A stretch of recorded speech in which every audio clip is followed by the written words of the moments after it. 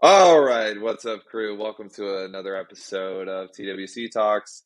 I'm not gonna lie, I sort of sprung this on Mike last minute, and so he's still finding the notes. It's number 10. We're talking on this one, Mike, about how to delegate effectively as a business owner. Good morning, by the way. How are you in the wee hours of the morning in the California countryside? I'm doing fantastic, man. I'm doing fantastic and excited to have another guest, I think, jumping in here as we're getting popping. Yeah, we'll see.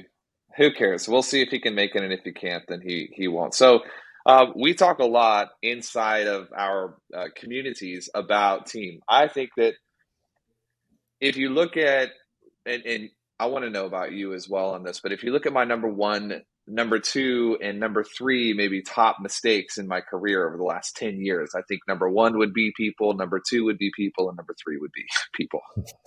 Uh, just man, it's a hard thing to learn how to attract, train, take care of, manage, and retain a great team. Has this been something that you have found this as a particular challenge, or is it just me? You might have been born a great leader.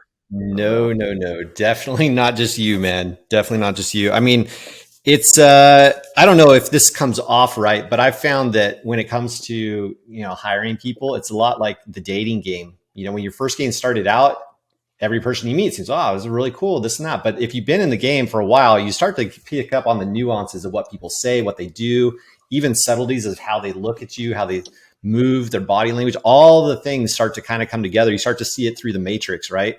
And unless you train on that specifically, you learn the hard way. And I know for damn sure I learned the hard way the first several years of entrepreneurship. Like, yeah, some of those things Yeah. sneak up on you and you don't even know what you signed yourself up for with an employee until you're way down the line. It's a hard one. Hi, Todd. Did you decide to come Hey, to this episode? yeah, thank you. Oh, I there's appreciate Todd. it. Uh, There's Todd. Yeah. Hey, People listening to tech this will be gremlins like, will "What get the?" It's everybody. not just me, guys. It's not just me with the Yeah. tech gremlins. Okay. So, Todd, Nice. we're talking about team and how the biggest mistakes I've ever made in my career, I think, have been related to team.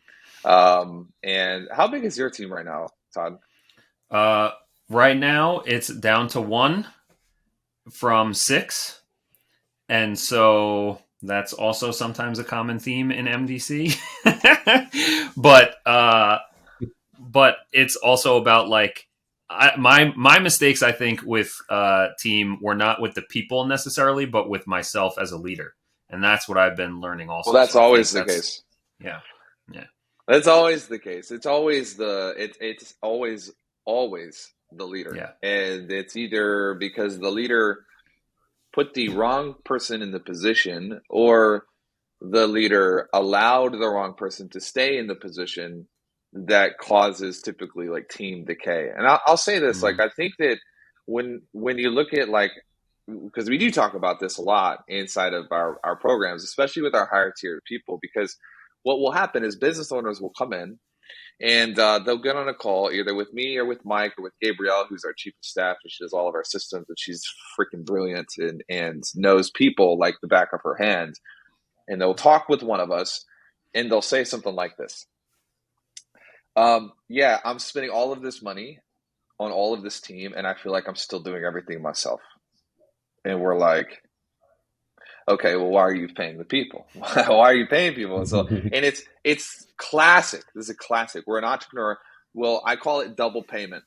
And we can get into some of this if Mike has time. I think he's got to bounce here in a second. But double payment is when you are paying twice for the same labor, and it goes like this: you're paying them via the monetary currency that you're paying them, which is a paycheck, and you're paying them by having to do the work for them, and you're paying twice for the same thing. And it's a epidemic inside of small businesses where it's like you have the wrong team, but you're unwilling to do the hard thing. And so you leave that team and you slowly, it's a slow death by a thousand cuts. You know what I'm talking about? Yeah. Solid, man. Yeah, it's solid. unfortunately, Well, very much. Yeah. And it's not even the wrong person too, or like you said, like you're hiring the wrong person and keeping them too long, or sometimes it's we overpower them in their position, and when we should have let them grow or lead them in a different way, and then we ruin them in our business, as opposed to them just being the wrong person necessarily. That's what I see a lot happening a lot too. Yeah, because you're never gonna find somebody that's like 100%. Most likely, you're not gonna find somebody that's 100%. But you're gonna find somebody who can get to 80, 85.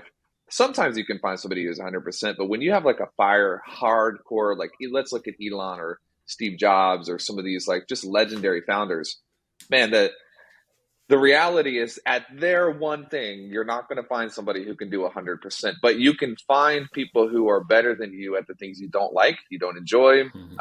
But sometimes there's a learning curve there, and you've got to be willing to let people make mistakes and come up to speed. And, maybe even, I love this where it's like, people are like, I am hiring somebody to do the thing that I used to do. And it's like, okay, we'll ask them, how many mistakes are you willing to let them make? And they're like, as many as they need to. And then they fire them because they make mistakes. It's like, you as the entrepreneur got the opportunity to make mistakes to learn what you know today, but you rob your team of that same opportunity because they're under the gun and they're not allowed to make mistakes. Mike, you want to talk about this a little bit, or you want me to keep going? Yeah, no, I mean, it's solid. I think, I had a mentor a long time ago. He told me, leader of one, leader of many. If you can't lead one, you can't lead any. And people, they have to be able to lead themselves. They have to be able to, like, anything that they want to have their team do, they need to be able to illustrate in their own lives. Like, this is how I operate, lead by example, right? So you can either be the boss, just like prodding, trying to push people forward, or you can be pulling them as a leader. Like, look, this is what it looks like to do this right. This is what it looks like to show up every day. I mean, Taylor's like a perfect example of that. And, we won't go into the details, but as an entrepreneur, I don't care who you are, how long you've been in the game, like, you're going to go through some serious trials, and how you show up on a daily basis to your team is going to illustrate what it looks like to do it right. Like, yeah, we're going to fail forward. We're going to mess up. It's not going to be pretty all the time, but I'm still going to show up. And Taylor nailed it, like giving your team the bandwidth to be able to make mistakes. Sometimes it is failing forward. Sometimes it's not pretty all the time, but do they get up? Do they keep pushing? I mean, that's what you're looking for.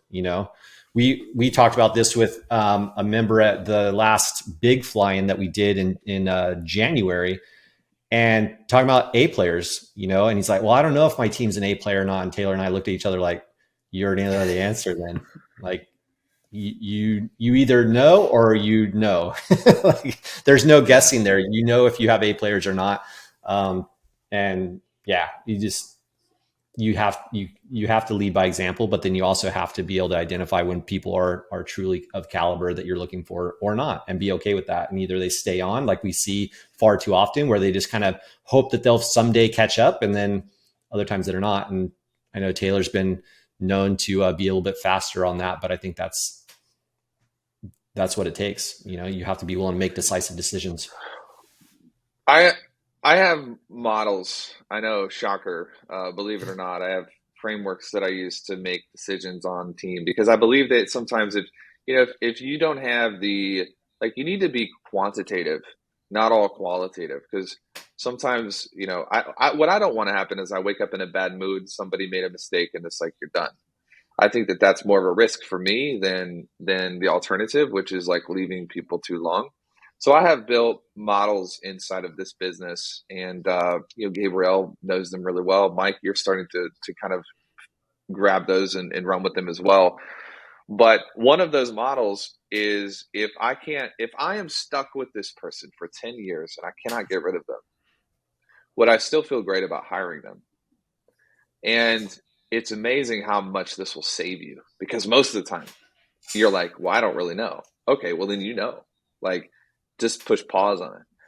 And I think that people listening to this probably are like, that's impossible. That's ridiculous. It's like, no, it's not impossible. It's just difficult. Like, to make really good decisions that don't have to be reversed tomorrow is difficult. But if you can master this, it'll save you from the number one sin inside of building a business, which is hiring the wrong people. I say that there's two things that can ruin a business: hiring the wrong people and taking the wrong clients. And so you have to avoid at all costs hiring the wrong person if you can. And one of the other models is, if I had to trade places with this person and they were my boss, how would I feel about that? And this will give you more of the qualitative side of how you feel. Like, let's take Mike Walker for example. Mike, you have been on the team since when? November, November. maybe, Yep. of Yep. Yep. 2022. Yeah. I mean, like, this would be a classic example where it's like, if I were going to go into a business and let's say me and you had to trade places, I know that I would be treated fairly and I would be treated correctly, and you would give me clear guidelines, and to the best of your ability, you would steward me well, right? Like, I wouldn't die, and I would be trained well, and you would put me in a position that leverages my strengths, not my weaknesses. If I had to trade places with Gabrielle inside of her lane, I know that I would be treated the right way. And I think that this is really important because if we're being honest, the companies that have not done well that I have owned or partnered in, if I had to trade places with the person, I would quit. And that's a Yeah. telltale sign of, like, you have a bad team, bro. Like, you are not trained. You are not building an A team. You're building a B, C, D team. And once again, this model is really difficult, isn't it? Like, this is hard, Yeah. but it Yeah. will save you so much grief if you honor these two constraints. Hmm. Yeah, definitely. And I know you said it before, probably in slightly different terms, but how, you know, an A player tends to, by default, if they're not careful, hire B players because they feel like, well, I can manage those, I can control those. And then what happens? Your B players, what do? They get C players, right? So it's like this downward spiral effect versus everybody now, like on our exec calls, everyone's an A player, like, dang, this person rocks at their world. Dang, they kill it in their lane, you know? That's just a very different environment versus a hierarchy environment. Like, do what I say. And that I've been in those environments, in the wholesale industry world, especially where you have, your, your regional guys and your VPs, and you have your, regional managers, then you have your field reps, and the field reps have their, counterparts. And it's just so much of a pyramid structure. It gets pretty brutal down there, but creating what we have here at TWC is just so different. It's like a way more synergistic environment.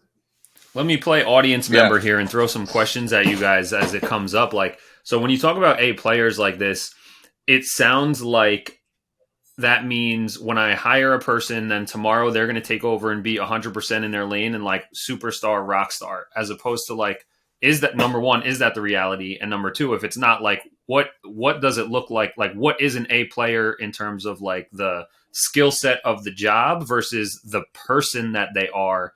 And when do you give and take on either of those areas of them to say, all right, they're going to come in, they're an A plus person, and I know they just need the opportunity and the at bats to grow, and they're going to be 100% like they could be my boss in the future. Yeah, let me tackle that first, and then we'll see what Mike thinks. But I'll tackle the second question first, and the first question second, and so in reverse. The way that I view team is there's a trifecta almost, and the pinnacle of that triangle is culture, and culture would be attitude, and it would be uh, coachability and positivity, and we have a culture codex. In fact, if you go to wealthyconsultant.com, there's a blog article, and I think it's called like Pillars or something. And apologies, I don't have the link. We'll put the link in the show notes for you guys. In that, there's this download that's called like the team dashboard or cockpit or something, and it basically walks you through. You can see our culture codex and how we run our team. At the top of that pyramid is culture. Is this person a positive person? Do they fit? Would they get along? Are they a negative Nancy? Like, do they have a good attitude? Do they have a resourcefulness about them? And then we go to the second place, which is competency. And I think this is the second most important, which is like, do they have the skill set? Do they have the talent, the raw ability? Mike couldn't lead a department if he couldn't communicate. You've got to have competency. You can't have a client services director who manages multiple companies who doesn't know how to talk to clients. So there's competency's got to be there. And then the third thing, and I think people really mess this up, they miss this one and they ignore this one and they don't even think about this one, is experience. experience, particularly in this lane, because when you hire someone with experience, they're no longer saying like, how do I do this? They're looking at, how do I repeat this? I've done this before. Let me do it again. And what that does is it gives you speed. And so experience typically gives you speed, and it gives you a relative risk protection from them doing it the wrong way because they've done it before, they've messed up. Is this making sense so far before I go into the first question? Mm-hmm. Yep. Okay. The reason I started with this second question is because that third piece, which is experience, gives you an indicator of how long it will be for this person to come up to speed. If you have somebody who's great culture and great competency, and you're just like, I love this person, I know that this is the right person, but they've never done it before, you need to take whatever timelines you think that they can get up to speed and double or triple them, because they have never done it before. And therefore, it's going to take them much longer to figure it out versus someone who is like, they were a client services person here, and they're coming over because they're passionate about the brand. They can do it a lot faster. So I think that we're talking like minimum, it's going to take somebody, 3 or 4 months just to onboard and get into the processes and what's going on. And then you're really looking at, like, Gabrielle makes fun of me for this all the time. She says, you don't like somebody for the first 6 months, ever. And it's Mike, you're just about to emerge into likability. That means I'm almost going to be cool. It's not that I don't actually like them. It's just in the first 6 months, I don't know them, and they're onboarding, and they don't know me, and so they don't know how to communicate with me, and I don't know how they think. So this is actually perfect. Like, Mike, you're in the past 2 to 3 weeks, I think that we've finally gotten to a place. It's not that I didn't trust you before; it's just we didn't ever talk. And so now I'm like, oh, Mike's thought this through. I don't have to message him about this. If I do and he doesn't message me back until 3 days later, I don't care. I'm not like, what is he doing? You know what I mean? Like, we're past that point where it's like there's enough history there. But that first 6 months is always a little bit tricky because you don't know the person. That would be my answer to that question. Yeah. I would say too, from a culture standpoint, like we talk a lot about on the marketing side, creating content, putting out, building reputation and brand. And like, I'd be curious, Mike, like how much did that play a role in understanding Taylor as a person who was going to be your boss and knowing the team and culture because of how much stuff is out in the world about TWC and everything that's going on? Yeah, I think there's two facets. There's the front facing, the side that the public would see, right? And then the internal operations. And what's really cool is that what you see with Taylor, Gabriel, and Dane, and everybody else, Peyton, et cetera, what you see on the outside is absolutely how they operate on the inside. So that's really good. That's as someone new coming into an organization, you're like, oh, that's cool. I know, I know who I'm dealing with. I know what's going on. So that's really critical to feel that there's some true. They're just honest, right? Like you get what you're expecting when you're coming into an organization, and then just getting up to speed on everything. Communication, like Taylor said, it really comes down to trust, and that's just something that's earned, and that's just takes time. Like you just have to know that it's not something that just happens overnight. And to the experience piece, when I've been doing hiring in the past, I'm the type of person that I would hire someone that didn't go to college, that went through the school of hard knocks, quote unquote, through multiple periods of experience versus someone who came out with the degree and the pedigree approach, but they've never actually been in the game. Like I would always, always, always take somebody who's gone through the battles before, versus somebody that has the credentials. It sounds good on a resume. Yeah, but what have you done, right? Don't tell me what you can do or what show me what you've actually done. And that's what I default to as well. Like to me, that's the most valuable thing, right? Because how hard is it to get experience? It takes years to build experience. So when someone steps into an organization, what's the value? Well, I spent 200 G's to go to college with a degree, or I spent the last 10 years of my life, blood, sweat, and tears, learning how to do it wrong, right, the sideways, whatever. That is far more valuable to me if I'm trying to add an asset to my organization, And so that's just been really rewarding because I don't have the degree, but I have 20 years of some pretty real experience across multiple different sectors. And so, it's cool that we're in an environment in the consulting space in particular where your experience is the value. What you've done is the value that you bring, not the books, necessarily the books or the degree that you've read, right? Like your experience is the true value. So yeah, I saw a meme the other day that was like, I just applied for a job and it asked me for my GPA, and I wrote, I'm 35 years old. Nice. Silliness, dude. Silliness. Well, I know Mike's got to go, but man, this has been amazing. Todd, thanks for hopping on here. In fact, you should hop Thanks on for your as an patience in the audience beginning. member. Yeah, You should hop on as an audience member for future Dude, episodes. I'm like a professional peanut gallery member. Like, I dig it. It's cool. It's got a good vibe to it for sure. yeah, always happy to help out, man. It does. Hey, thanks for people listening. Thanks for your time. One of my biggest promises to you and Mike and Dane and our entire team is we'll never waste your time, and we don't want to waste your attention. So thanks for investing your attention with us. We will continue to honor it.